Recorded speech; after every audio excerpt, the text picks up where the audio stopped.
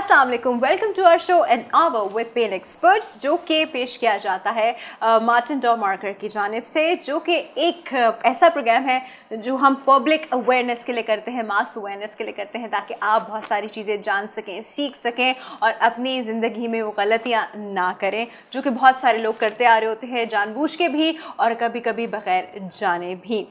ये प्रोग्राम आपको पता है मार्टिन डॉ मार्कर की जानिब से पेश किया जा रहा है और मार्टिन डॉ का जहाँ नाम आता है वो हमें पता है कि सबसे ज़्यादा renowned and among the top pharmaceutical companies, और हमारे पास बहुत एक्सपर्ट डॉक्टर्स मौजूद होते हैं जो कि अपनी अपनी फील्ड में बहुत एक्सपीरियंस्ड भी होते हैं, एक्सपर्ट भी होते हैं, बहुत सीनियर भी होते हैं। एट द मोमेंट हमारे पास मौजूद है जी डॉक्टर सैयद हबीब अहमद कादरी साहब। He is a physiotherapist, head of physiotherapy department at Patel hospital.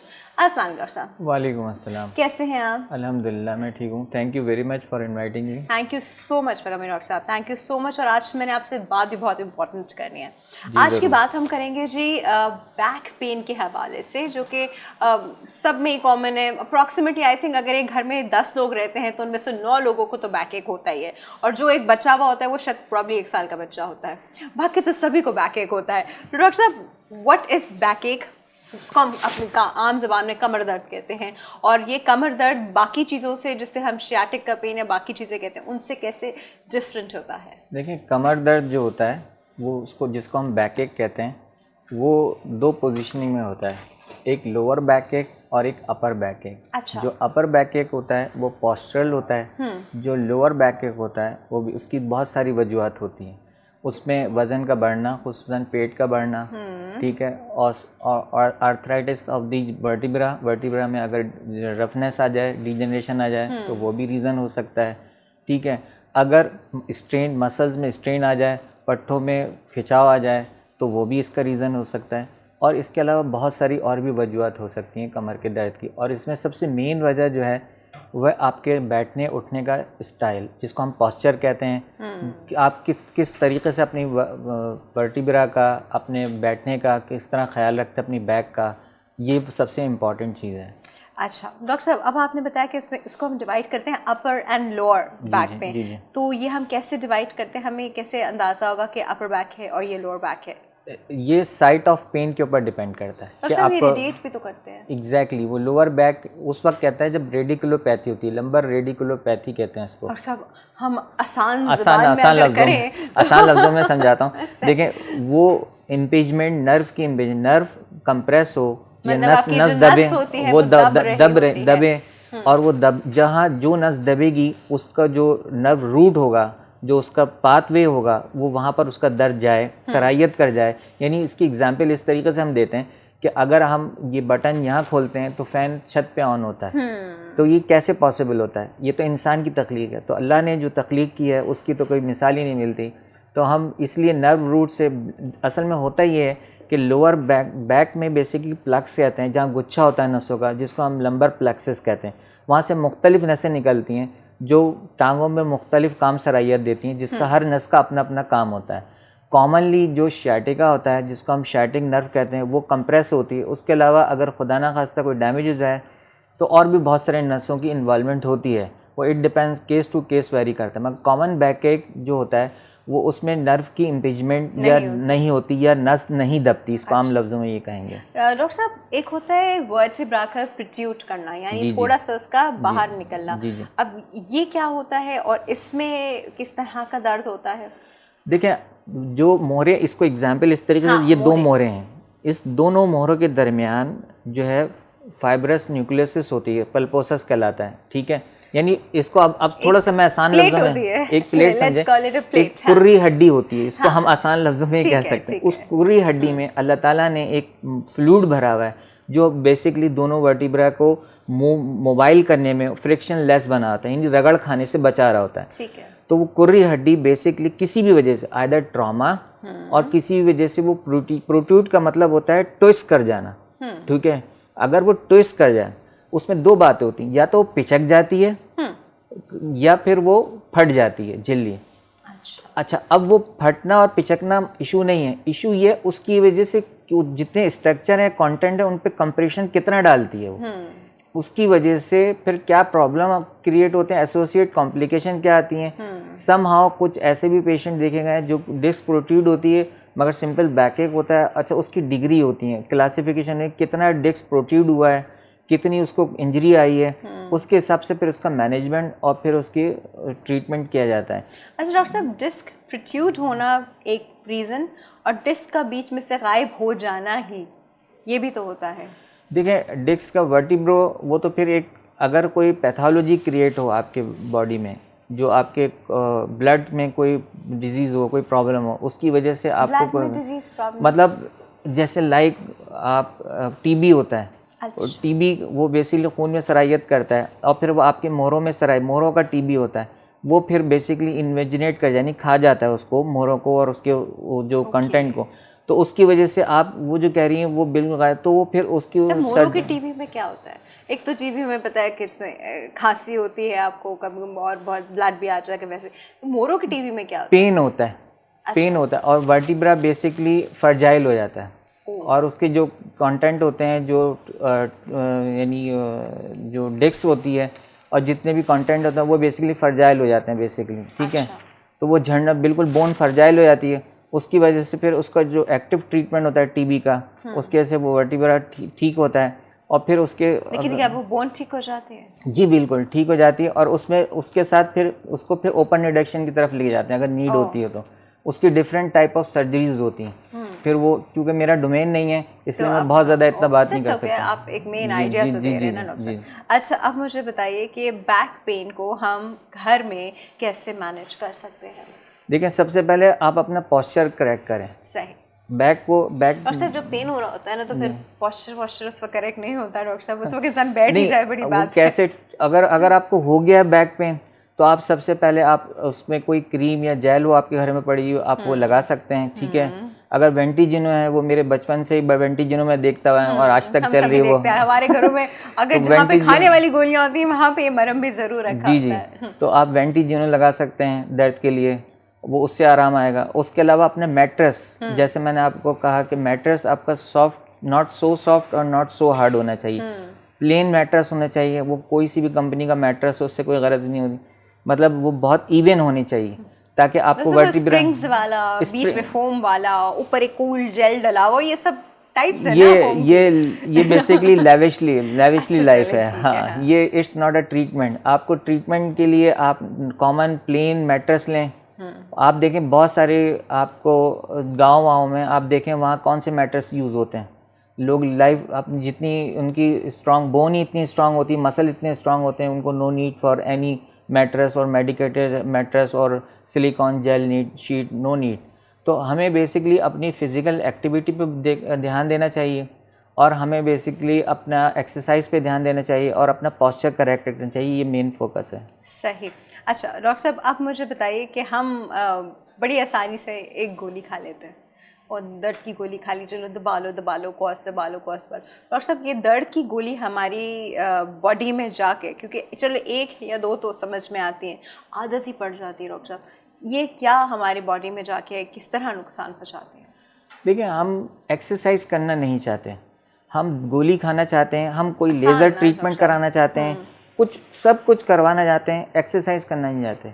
और अल्लाह ताला ने अभी तक दुनिया में कोई ऐसी दवाई नहीं निकली जो मसल की स्ट्रेंथनिंग, आप टैबलेट खाएं और मसल स्ट्रेंथनिंग हो जाए आपके, ऐसा कुछ भी नहीं निकला। एक्सरसाइज एक वाहिद ज़रिया है जो मैं सबको आपकी तवज्जो से ये बात कहना चाहता हूँ कि एक्सरसाइज पे ध्यान दें, फिज़िकल एक्टिविटी पे ध्यान दें, एक्सरसाइज कीजिए और अपना ख्याल रखिए और अपनी सेहत का ख्याल रखिए। सही, ठीक है डॉक्टर साहब। अब ये जो हम ऊपर बाम्स लगा लेते हैं, इन बाम्स के क्या इफ़ेक्ट्स हैं और क्या इसका भी कोई साइड इफ़ेक्ट हो सकता है? देखिए, हमारे जो बाम होते हैं वो हमारी स्किन से नीचे नहीं जाते। हाँ, स्किन के ऊपर ही रहते हैं। वो बेसिकली करता है क्या है, इसका प्रोसेस क्या होता है, आपकी नस को, जो कुटेनियस नर्व कहते हैं, स्किन के नीचे छोटी छोटी नसें होती हैं, उस नस को बेसिकली दर्द महसूस करने वाली वो जो नसें होती हैं उसको बेसिकली डिसेंसिटाइज कर देता है। ठीक है, तो वो आपका दर्द का इफेक्ट, क्योंकि अब आपको रहना तो उसके साथ है ही, लेकिन दर्द ना महसूस हो, हम सबको सबसे ज़्यादा प्रॉब्लम दर्द से ही होता है, तो दर्द ना महसूस हो इस वजह से हम इस तरह की चीज़ें वैसे मैं ऐड कर दूं, सॉरी आपकी बात पूरी, कि दर्द जो है ना एक नेमत है अगर समझा जाए तो। हाँ एग्जैक्टली, बॉडी की इंडिकेशन है ना कि कुछ प्रॉब्लम है, it's an alarming sign, it's an alarming sign. और हम उसको दर्द के, अगर दर्द ना हो तो कितने भी डैमेजेस हो जाए हमारी बॉडी में हमें पता ही ना चले।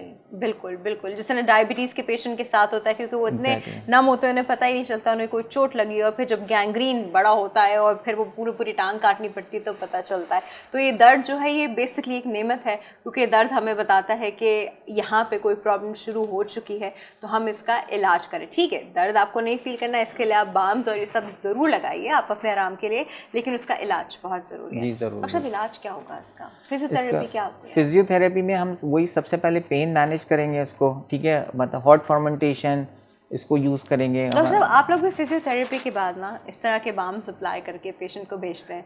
मैंने देखा कि मैंने भी काफ़ी फिजियोथेरेपीज कराई हैं, तो मुझे अंदाज़ा है कि सारी फिजियोथेरेपी होने के बाद एक अच्छा सा बाम जो है वो अप्लाई करके पेशेंट को कहते हैं अब तुम जाके लेट जाओ। तो आप पहले फिजियोथेरेपी बताइए कि फिजियोथेरेपी क्या रोल करती है? देखिए, फिजियोथेरेपी में पेन दो गोल होते हैं हमारे, एक पेन मैनेज करना होता है, दूसरा मसल जो जिस साइड पे पेन है उधर जो लीजन है उधर के मसल्स को स्ट्रेंथिंग देनी होती है। तो हम सबसे पहला फेज़ होता है पेन मैनेज करना, सेकंड फेज़ होता है मसल की थेरेप्यूटिक एक्सरसाइज होती हैं जो पेशेंट को टीच की जाती हैं या हम उसको वहीं क्लिनिक पे परफॉर्म करवाते हैं। अच्छा। और वो करने के साथ साथ उसमें मसल स्ट्रेंथिंग आती है ताकि वो उसको रिकरेंसी ऑफ दी मैकेनिकल बैकएक ना हो। अच्छा, ताकि बाबर उसको ये सब चीज़ें रिकर ना हो।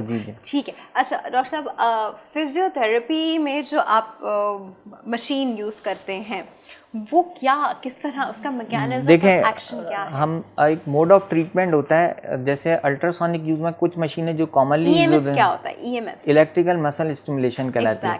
वो इलेक्ट्रिकल मसल स्टिमुलेशन जो है ना, not for the pain management.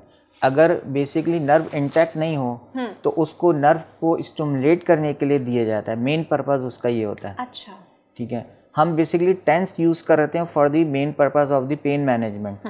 उसका होता क्या है कि उसमें से इलेक्ट्रिकल स्टिमुलेशन, हम उसको स्किन पे जिस तरह आपने बाम कही, इलेक्ट्रिकल स्टिमुलेशन प्रोवाइड की जा रही होती है स्किन के ऊपर, और इलेक्ट्रिकल स्टिमुलेशन का एक ब्रिज फॉर्म होता है साइट ऑफ लीजन, यानी जिस जगह पेन है आपको, और वही पेन मैनेजमेंट करता है, बेसिकली नर्व को ब्लॉक कर देता है for the time being pain को। तो वो सेंसेशन डिसेंसिटाइज करता है नर्व को और उसकी वजह से पेन मैनेज हो रहा था इस तरीके से। दूसरा हमारा सबसे जो मेन मशीन है वो अल्ट्रासोनिक है, जिसकी 4 सेंटीमीटर डेप्थ है, साउंड वेव है बेसिकली। वो माइक्रो मसाज कर रही होती है बेसिकली एट सेलुलर लेवल पे जाके। तो जो मतलब कैसे माइक्रो मसाज करके सेलुलर लेवल पे? अब हम डॉक्टर साहब से जब भी बातें कर ही रहे तो पूरा खुल के सुने ना। जी बिल्कुल सुने। देखिए, आप लाइक अ बीम ट्रैवल करती है। अच्छा। और टू एंड फ्रो मूवमेंट करती है। अच्छा, ठीक है। ओके। और साउंड वेव है, एक्वासोनिक वेव कहलाती हैं, ये टू एंड फ्रो मूवमेंट करती हैं और ये सेलुलर लेवल पे जाके प्रोड्यूस करती हैं अपनी वाइब्रेशन। ये वाइब्रेशन प्रोड्यूस करती हैं सेलुलर लेवल पे। अच्छा। तो एक्सुडेट जो होता है बेसिकली वहाँ से रिमूव होता है। हाँ, आसान लफ्ज़ों में, जो ब्लड जब भी टिश्यू में कोई डैमेज होता है तो ब्लड इतना कॉमनली रश नहीं कर रहा होता, हेल्दी टिश्यू नहीं होता, वो डीऑक्सीजनेटेड टिश्यू हो रहा होता है। तो जब वाइब्रेशन प्रोड्यूस होगी तो उसकी वजह से जितना समझिए, अब आम मैं कचरा बोल दूं या उसको एक्सुडेट को क्या व्हाट इज एग्जैक्ट मीनिंग, समझे, वहाँ जो अनवांटेड मटेरियल तो आप जो भी कह लें वो उसको वहाँ से रिमूव कराता है और ब्लड रश कर रहा होता है, तो वो डीऑक्सीजनेटेड टिश्यू जो होता है वो ऑक्सीजनेटेड हो जाता है। सही, मतलब वो जो ड्रेन पाइप चोक हो गया था। एग्जैक्टली, ड्रेन पाइप, ये कॉमन वर्ड आपने बड़ा सही यूज किया। जो ड्रेन पाइप चोक हो गया था उसको बेसिकली वो रवा कर देता है, वह रवा कर देता है और फिर वो सारी चीज़ें निकल जाती हैं तो ऑटोमेटिकली आपका पेन रिलीफ हो जाता है। ठीक है डॉक्टर साहब, अब आप मुझे बताइए कि फिजियोथेरेपी, क्योंकि आपका डोमेन इज बेसिकली फिजियोथेरेपी, तो फिजियोथेरेपी कितनी करानी चाहिए? क्योंकि ये भी सुना है कि बहुत ज़्यादा फिजियोथेरेपी नहीं कराना, मसल जो है वो वहाँ पे बड़ा लैक्स हो जाएगा और मसल की जो है वो डिस्ट्रोफी शुरू हो जाएगी। डॉक्टर साहब, what is all that supposed to be? देखिए, फिजियोथेरेपी कराने से कोई मसल डिस्ट्रोफी नहीं होती, मगर हाँ ये बात भी आपकी बिल्कुल ठीक है कि बहुत ज़्यादा फिजियोथेरेपी भी नहीं करानी चाहिए। जो क्वालिफाइड फिजियोथेरेपिस्ट होगा, प्रॉपर डॉक्टर होगा, वो आपको एक जो लिमिटेड आपको सेशन बता देगा कि आपको एक इतने प्लस माइनस इतने सेशन आपके होंगे 2 वीक्स। नहीं, ये क्वाइक प्रैक्टिस है, बेसिकली क्वाइक्स प्रैक्टिस है।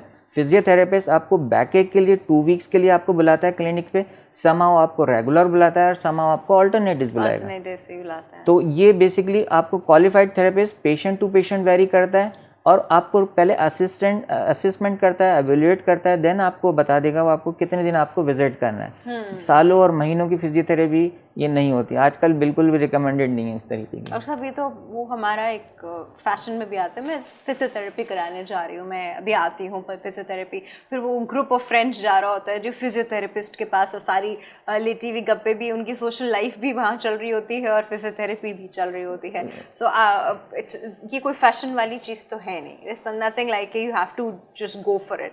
ये सिर्फ इंडिकेशंस पे। डॉक्टर साहब, फिजियोथेरेपी की इंडिकेशन कब आती है?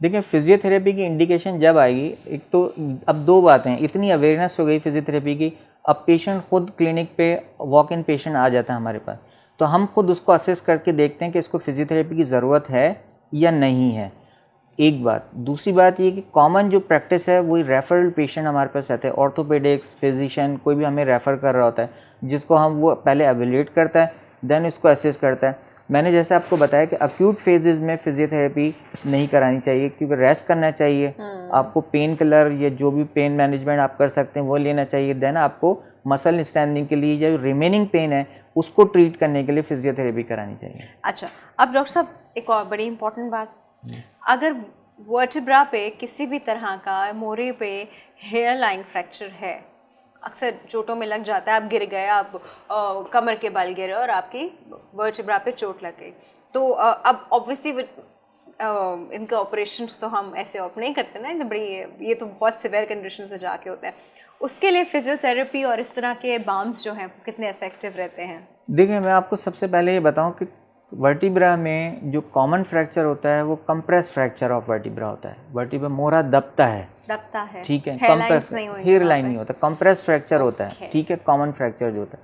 अगर किसी को कंप्रेस फ्रैक्चर है तो वो go to the orthopaedics clinic, proper doctor के पास जाए। अच्छा, मैं हमेशा अपने पेशेंट को ये एडवाइस करता हूँ कि आप डॉक्टर से नहीं बचें, डॉक्टर के पास जरूर जाएं। अल्टीमेट आपको लेटर ऑन जाना पड़े, इसलिए आप फर्स्ट ऑफ ऑल पहला विजिट कॉम्प्लिकेशन क्रिएट हो तो आप पहले डॉक्टर के पास जाएं, आप डॉक्टर से विजिट करें एज पर ऑर्थोपेडिक एडवाइस कि आइदर उसको रेस्ट लेना है या उसकी जो भी इमोबिलाइजेशन है ऑर्थोपेडिक से फ्री होने के बाद, देन उसको अगर स्टिफनेस होती है जॉइंट में, ठीक है, और इट डिपेंड्स ऑन कौन सा वर्टिब्रा है, कहाँ पर स्टिफनेस आई, या उससे कोई एसोसिएट कॉम्प्लिकेशन, यानी उसके आराम करने से या उसके इमोबिलाइज होने से या उसके रेस्ट करने से या लेटने से उसके कोई हाथ पांव अगर स्टिफ होते हैं, जाम होते हैं, कोई और कॉम्प्लिकेशन आती है, तो उसके लिए फिर फिजियोथेरेपी स्टार्ट होती है।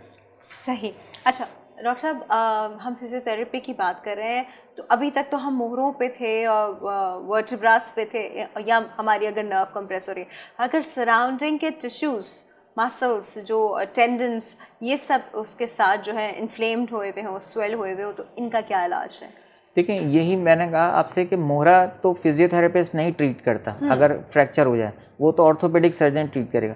जो उसके साथ कंटेंट हैं या स्ट्रक्चर जो लगे हुए मोहरे के साथ, ऑब्वियसली मसल्स हैं, लिगामेंट हैं, ये सब स्टिफ हो जाते हैं और जाहिर सी बात है ड्यू टू इमोबिलाइजेशन, जैसा आपने कहा वेस्टिंग हो जाती है, मसल वेस्टिंग हो जाती है, तो उसको बेसिकली स्टैंडिंग देने के लिए और उसको रीफंक्शनलाइज करने के लिए फिजियोथेरेपी की जाती है।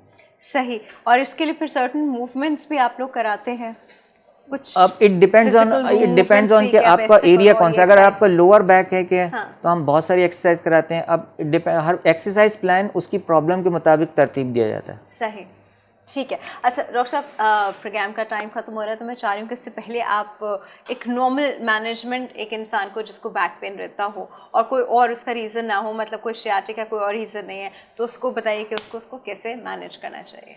कमर की दर्द, अगर किसी को नॉर्मल कमर का दर्द है तो वो अपना वेल सपोर्टेड बैठे, यानी कमर के पीछे कोई तकिया लगा के बैठे या कोई बैठे, इस आड़े तिरछे लेटने वाली पोजीशन में ना बैठे जैसे नॉर्मली होता है। और अगर किसी क्या उसको सीधा लेटना चाहिए? जी, सीधा बिल्कुल बैक, स्ट्रेट बैक के साथ ना लेटे, करवट के साथ लेटे और करवट के साथ उठे।